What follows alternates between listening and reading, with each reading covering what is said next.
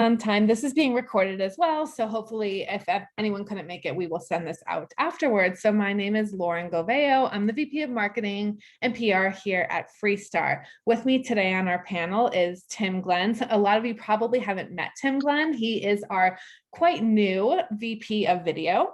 We have Lindsay Valdez, who most of you have probably met, who does most of these workshops with you. She's our Associate Director of Audience Development. And kind of new today, not new to the company, but new to these workshops, is our Senior Manager of Product Innovation, Brian Weiss. Brian, say hi. So without further ado, Lindsay, you can go ahead and take it away, but I will say throughout the time, if you've joined these before, as you probably know, we want them to be very interactive. That's why it's a meeting, not a webinar. Feel free to raise your hand, feel free to interrupt, feel free to ask questions, or if you don't want to come on camera, go ahead and drop a question in the chat and we're happy to kind of ask the panelists for you. And there's a nice fun follow-up with a prize afterwards, so just stay on till the very end. Go ahead, take it away, Lindsay. Thank you so much, Lauren. Thank you guys so much for joining today. We're excited. I'm excited to present this topic to you. For many of you, as well as the two panelists here with me today that have joined, Q4 is the time. It's a great time for publishers for both. You can go to the next slide, please. Both a combined effort of increased search volume, increased intent around researching and reading pages and product, and of course of purchasing.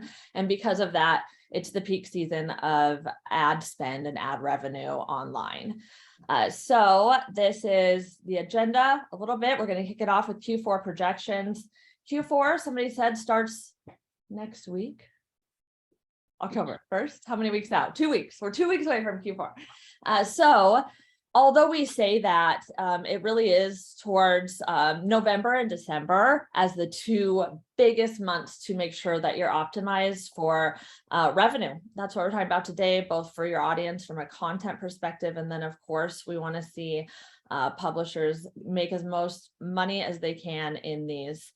So a little bit about projections, and Tim and Brian feel free to also give your input here. But from everything that we're kind of seeing on our side, as far as what we can see from spend, as well as our partnerships, from what we're reading and researching, it's optimistically cautious that ad spend will be okay. I still see projections that are year-over-year increases, not quite the increase, which I'm going to quote as and this is digital ad revenue of 23% increase going off of 2020 to 2021. So that was an interesting year, right? We had a lot of money coming back to the brands after the COVID quarantine, kind of hesitation there. So it was uncharacteristically high. Then so it's projected to be less, but still a year-over-year growth. The main factors contributing to this, and then I'll pause for others, is of course the light talk of recession, as well as we're yet to see what the political landscape will look like, and then cookies, privacy, and how that really is going to impact or has started to impact things. What do you guys think? I would just echo that. We're seeing very strong spend on display and video and other products still. Obviously, there's a lot of uncertainty about the economy, but still there's a lot of unknowns. But we're still feeling really good about Q4, and we're watching, but at the same time, we're watching things closely. Yeah, we continue to see, the shift from spend that's going towards traditional formats like radio ads and traditional cable TV ads coming this way as well. So that is, I think, going to continue to help solidify and keep things as stable as possible. So I'm always optimistic, but in this case, I'm optimistically cautious, but still pretty confident. Amazing. And I think that's a perfect segue to the next slide, in the sense of it's here, right? It is time to start thinking about it if you haven't.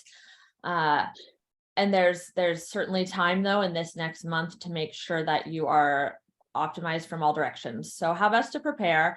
I'm going to cover a few things. Go ahead. One more slide on some general content and then some website things. So these are guys keep in mind as you hear me talk through all these webinars that the type of the quality of traffic that you receive to your site impacts the CPMs, RPMs, your revenue.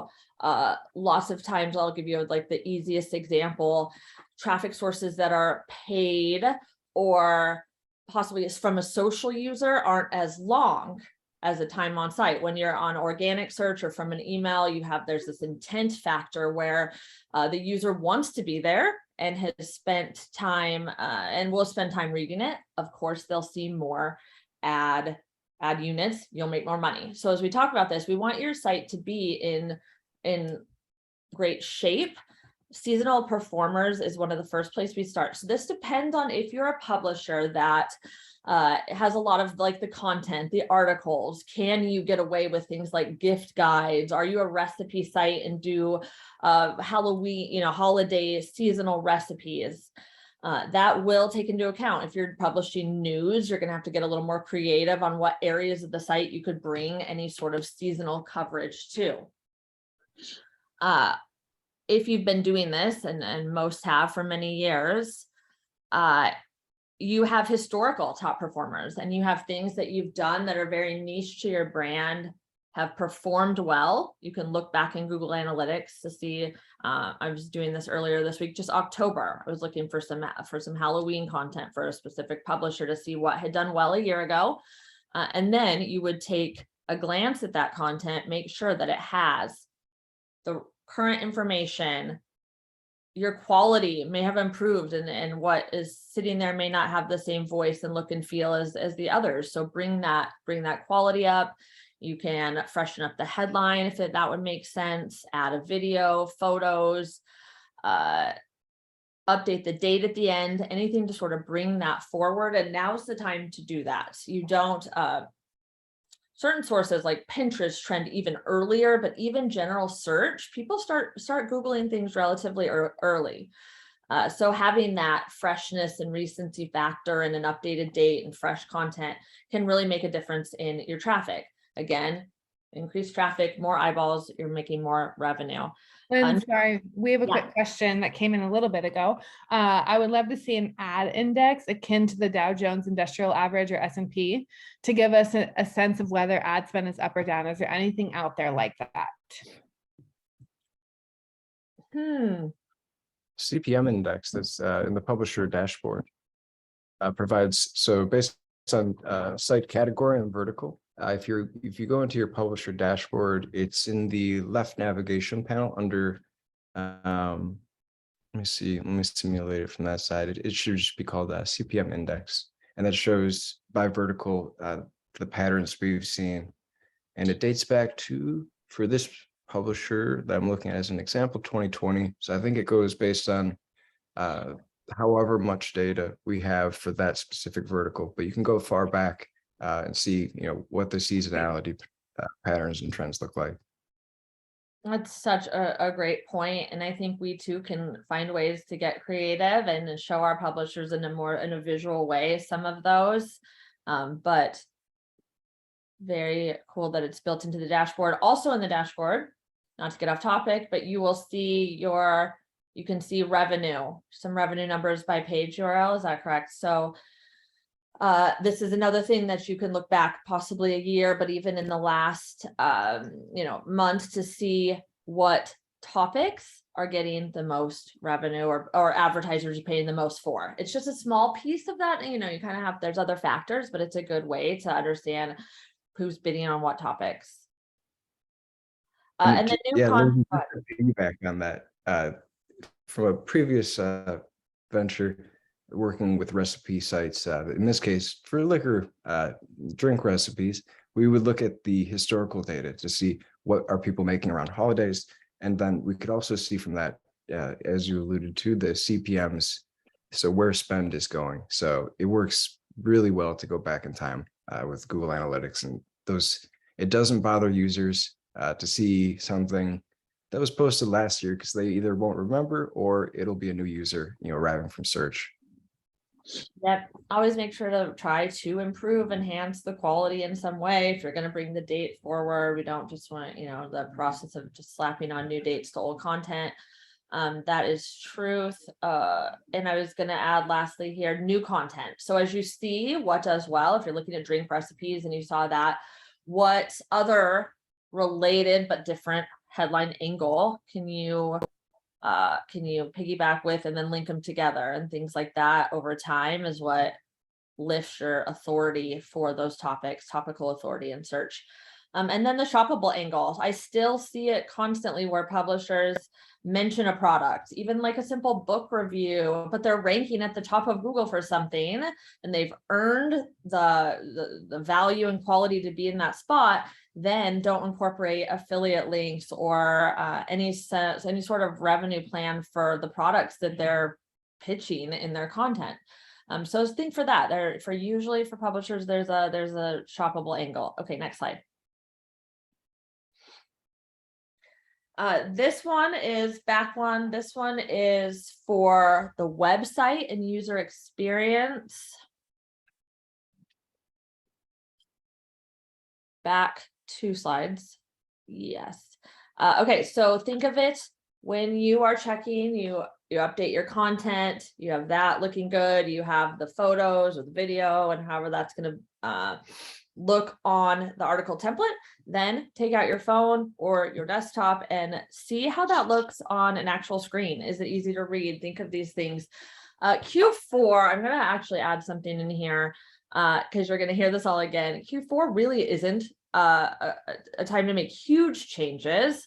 Q1 is, but there are some small tweaks. It certainly doesn't hurt or risk content to make very easy tweaks to page formatting, for example, body, copy being a little larger pixel size, height, things you can do in this scannable. Keep that in mind that users are really on their phone. They want it short paragraphs. There's things on this side that by keeping users on the screen longer, what are they doing? They're scrolling. We help you with the ad strategy. They see more ads, they consume more content, and you're going to make more revenue. So here lists some things otherwise that you could do as well. Speed, image, plugin audits, things like that for technical best practices. All right, and now we are going to get into, summarizing, we've talked about today, these are ways that you can take advantage or maximize the revenue you're making in the most lucrative times of the year for publishers, often Q4, specifically November, December. And those were some things that don't have to do with ads. And now we're going to show you some of our ad products that historically and tried and true ways to lift that revenue. And I'm going to pass it over to Tim. Thanks, Lindsay. Lauren, if you wouldn't mind going to the next slide. Perfect. So for video, one of the reasons we get really excited as it relates to revenue is we typically see about 3 to 4x the CPMs on video when compared to display, oftentimes occupying the exact same real estate on the page. So it's a great way to crank up revenue and really capitalize on the tremendous amount of ad spend coming from major brands, spending, for the holiday season. Video our products are completely customizable and tailored specifically for your site. And that happens, during the initial setup process. All the heavy lifting is on our end. Depending on the product, you're either you don't have to do anything other than make some decisions and give us a thumbs up, or it might be as easy as like placing a div on the page, depending on what the product is. We have a number of partnerships with various video ad technology companies, really just depending on the specific sort of needs of your site. But we sort of have tested and sort of verified all of these companies, and we believe them to be some of the best out there. Next slide. So now we're going to jump into a couple demos to show you exactly what we're talking about. The first one is Video Adhesion, which is a really popular product that we have, and I will hand it to Brian to walk you through its features. Thank you.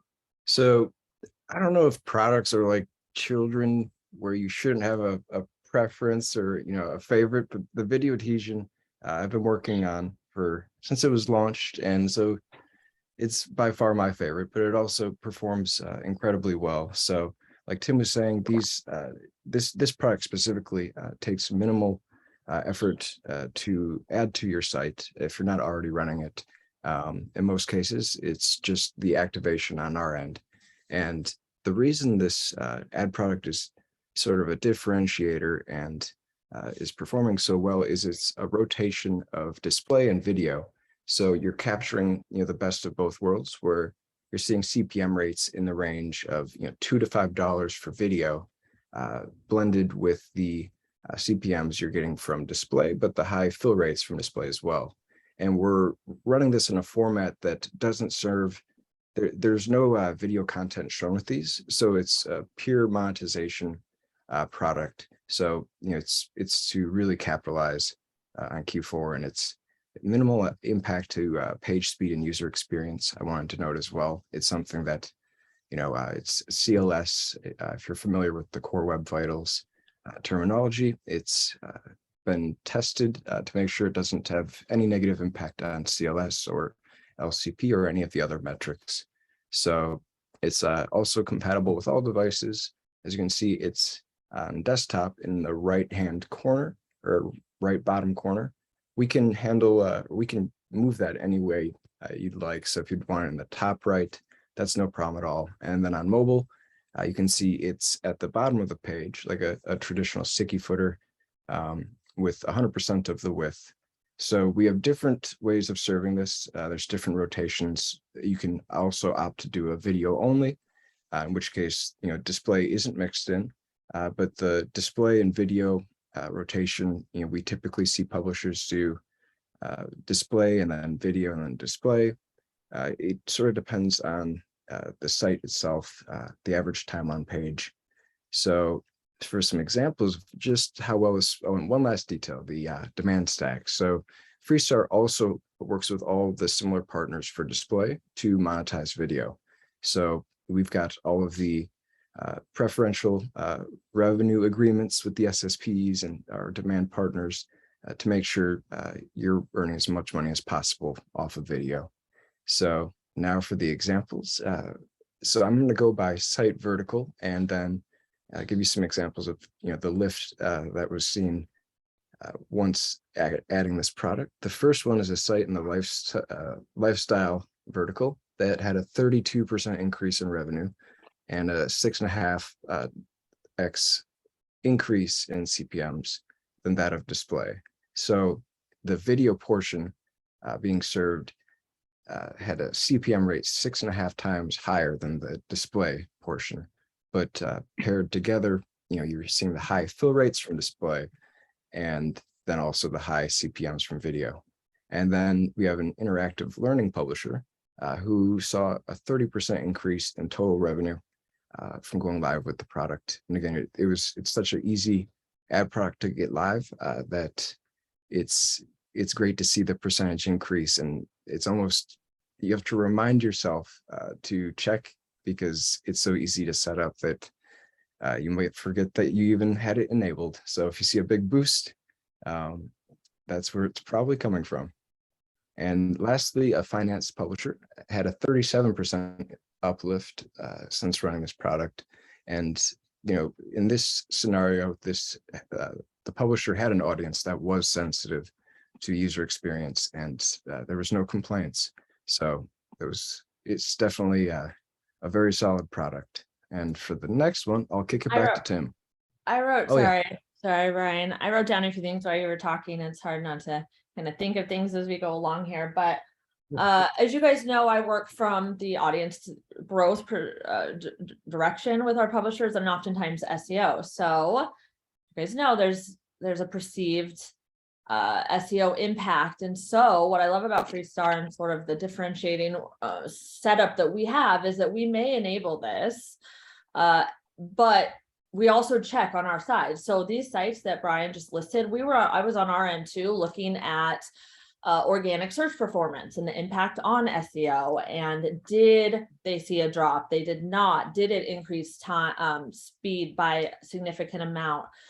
In maybe a handful of cases, it comes down to swapping a product. Also, all like very much worth it to take off a standard banner if it's coming down to a speed factor like that. I've only seen it happen like a very few times. Still worth it just based on revenue to swap out a unit to fit this in. Second, a younger audience, the numbers that we're seeing, and I get on this audience, on the audience side, for this younger generation to consume video content at a more rapid rate. It's something that increases engagement to the pages. They just, you know it, you see it when they're on their phones all the time, that it's a very video based, which is why advertisers are still, putting even more every year into that. And then lastly, there's been several, which you guys have talked about, Google core algorithm updates. One happened just this week on Monday or Tuesday. The sites, again, we're monitoring traffic. The sites that actually saw the largest lifts since the May algorithm update were all running video. It's just about not letting it, be too much or to ruin user experience, things like that. But I just want to make it very clear that there's a way to absolutely win in organic search and also run this video where it actually helps the factors on the page be more engaging. So I love seeing this. Thank you. And something worth pointing out is all of our video units can be dismissed. There's either an X button or it'll say close, and you can X them out to dismiss them from the page. Another question I get a lot when doing pitching is, can I customize it in size as well as the X out button? There's many ways to customize it for your user. One other neat detail, because this is one of my favorite products. So with video ads, the durations of them are either going to be 15 seconds or 30 seconds. And one of the latest optimizations that has been made is incentivizing the 15-second video ads. So you're really getting, with a 15-second ad, what would be a 30-second spot, we're seeing the same CPM rates, if not higher, for 15-second ads. So you're capturing as much value out of each page view, each second that a user spends on that page as possible. And then I'll kick it over. Next slide, please, Tim. Great. So the next product is what we refer to as like an in-content or in-article video player. There are some similarities to the video adhesion that we just reviewed, but one of the main differences with this product is that it's really around generating video views of video content monetized with in-stream advertising, so namely pre-roll. Average CPMs tend to be anywhere from like on the low end of like $2 up to $10 or even more. Because what we see is, especially for sites where we see long duration on page, per page view, we're able to deliver multiple ads per page view. And so those can sort of like add up into sometimes, even as high as like $15 to $20 CPMs in sort of a fully optimized environment for this. It's extremely easy to deploy, works across desktop, mobile, tablet. There's always video content running in the player though. This could be, if you happen to have your own original content, we can pipe that in. We can automatically pull it from, if you have a YouTube channel, we can pull it from that. Or if you have it available via an MRSS feed, we can pull it from that, or you can manually upload it. There's a variety of options for our video platform to ingest. Or if you don't have your own content, that's fine too. And that's what honestly is most often the case. A publisher doesn't produce their own video content. But in those cases, we have access to literally millions of video clips that we can assign a playlist or use AI to basically contextually analyze the contents of the page to pull in a very relevant clip and sort of like match that to the sentiment of that particular page. So It's a variety of options, fully customizable, and really presenting users with a piece of relevant video content to monetize with in-stream video advertising. We've partnered with about 5 or 6 different online video platforms. We have extremely favorable terms in place with each of those. We have sort of tested these platforms, banged on them really hard, and have our own ad demand plugged in and fully optimized, producing, like I said, really nice CPMs, in many cases, even far exceeding what we have, sort of the average that we have down here in sort of the $2 to $10 range. But in a perfect scenario, it's embedded within, the player is positioned within the flow of content. So if it's some sort of an editorial site, let's say, it might be just below the fold. And as the user scrolls down, the player comes into view, the player starts up always sound off, and starts, fetches an ad, which starts running. And then when the player goes out of view, the player would then pause. So it's really an elegant user experience, and the sound literally only comes on if you hit the audio button to do so. One of my favorite quotes that I use is as something like users spend 88% or have like an 88% longer time on page when a video is on the page, something like that. So engagement factors. Think about that. The users, they send signals that want this type of content. When you talk about having your owned and operated, your own custom content shown there. But even in the case where technology is so good to match a video to the content, as Tim was talking about, enhancing that user experience, longer engagement factors, and sites are actually winning in organic search when they're including video. So I love this product. And oftentimes page, each second is also seconds towards all the other ad products. So if you have anything else running, that's also going to be capturing a refresh. So there's benefits on top of just the product itself. And then Tim, what were you going to say? Sorry about that. Sort of the same thing. Like for our publishers that do run this type of video, oftentimes users are spending more time on page, which then leads to more revenue from display as well. Tim, is this a long-term commitment kind of thing? If a publisher wants to test this out, are they able to in a timely way? Yeah, no, absolutely. I mean, we have publishers going live with, in article video with us, oftentimes within a week. Very little lift required on the publisher side, and we can test it out for a month. We can test out multiple solutions if we want to have two sort of go head to head. And for whatever reason, in a month you decide that, hey, the revenue isn't worth it for whatever reason, we can take it down. There's literally no forced commitment whatsoever to continue on, if that's the direction you want to go. But I will say that pretty much everyone who goes live with this, honestly, like it performs pretty well. Like if it's a good placement in the right place, like it really does produce from a revenue perspective. Very few publishers, after testing it, decide to take it off the site. I can't think of it off the top of my head. So I always say, give it 2 weeks and come back and let me know if you want it off. And I never hear from them again. Okay, I think we can keep going here. This is great. Okay, next slide. yes, please. Next slide. So here we have the high impact sidewalls. So this format does not have video. This is something you are probably a bit more familiar with.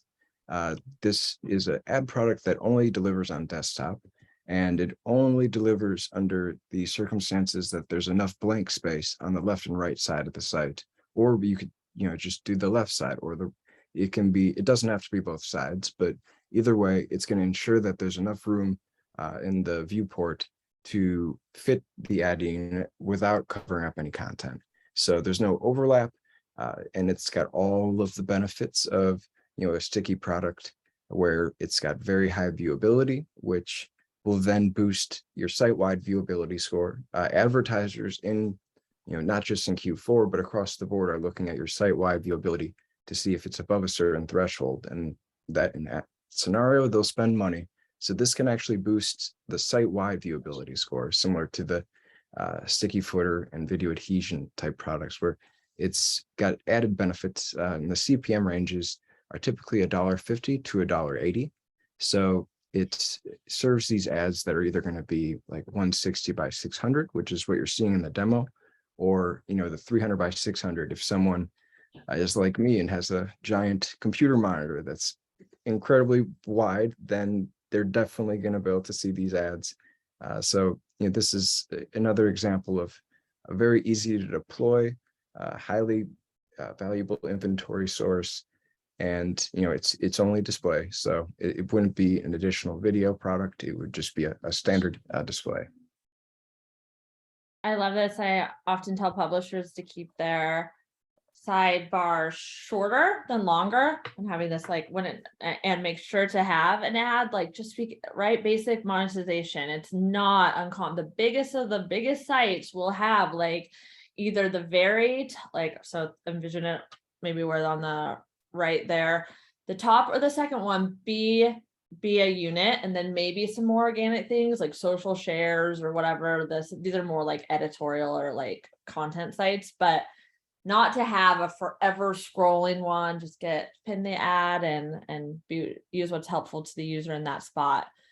This one seems like such a no-brainer, as far as just it's even better user experience to kind of like pin something than having everything kind of scroll by quickly. It also doesn't use up any real estate of existing ads. So, you don't have to make a decision of which ad do I want to serve to take one out. This is something that can be added without, needing to remove anything from the page. So that's another one of the many benefits of it. And then that's all I have on that. Yep. Oh, okay. So that brings us to questions. So obviously, the first half of this was more about Q4 revenue overall. And then the next half were just some products that we have internally here, if you're interested in talking to your CSM about. But overall, does anyone have any questions about, bracing for Q4 and things that they should be doing to these three excerpts? Does it, while we have that, we have a question here. Can you please tell us about vignette ads / full screen ads? They have higher CPM than normal display ads, but it may increase bounce rate and user might get irritated. Do you suggest using it or not in Q4 to boost revenue? The question was vignette ads / full screen. I can handle that one. So, in Q4, the ads that you're seeing, users are the most accustomed to seeing these types of ads that like the vignette ads that would show between page loads. They're most familiar to seeing these, especially in Q4. So I wouldn't be worried so much about bounce rate or irritating users, since all the other sites out there are going to probably be running some form of this. The same goes for full screen ads or interstitials. The CPMs that are generated, typically make up for any inconvenience that your audience would be using. But again, back to what Lindsay said earlier, this all is a balancing act. It's you never want to go too far towards monetization.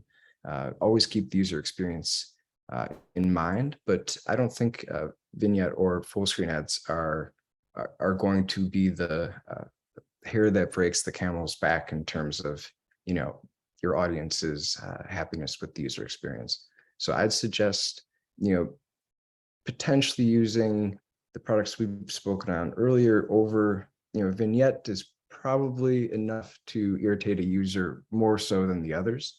But it's something that you can also measure and monitor really close, testing it and just seeing if you do get feedback from users, or in Google Analytics, if you do see the bounce rate increase. Typically is the best way to do it. But yeah, Q4, if everyone's running them, users become very accustomed to seeing it. I I can would say second make that. sure, Go ahead.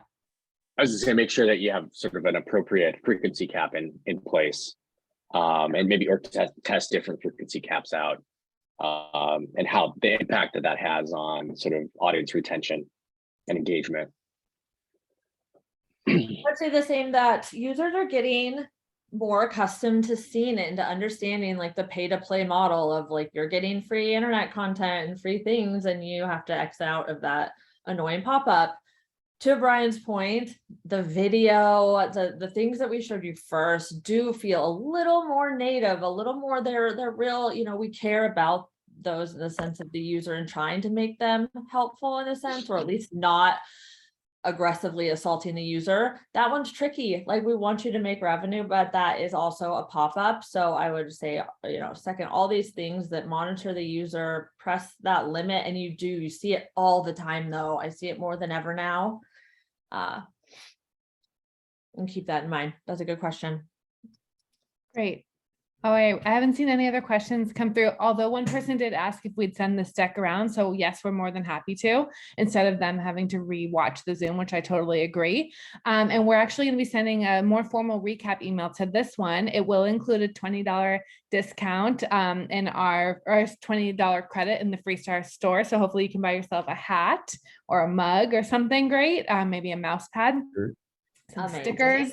There's a lot that we offer there. And then Tim is also offering himself up for any one-on-one meetings you'd like to discuss video. And additionally, Lindsay's door is always open and we'll get you access to her if you want to really dig in on your audience development strategy. So those are some things that we're offering you. We're really thankful for your time today. Our next workshop is coming up in October and we're going to be discussing identity. I know it's been going on for 2 years and Google recently pushed back the date again, but we do want to make you aware that we are heading towards a cookieless model anyway, no matter what Google does. And so we just want to talk to you about our efforts here at Freestar and what we're doing in the identity space. So that is coming up in October. So stay tuned for that and stay tuned for your follow-up email. So thank you so much for joining. Thank you guys so much. We'll talk to you soon. Thank you, Brian and Tim. Yeah.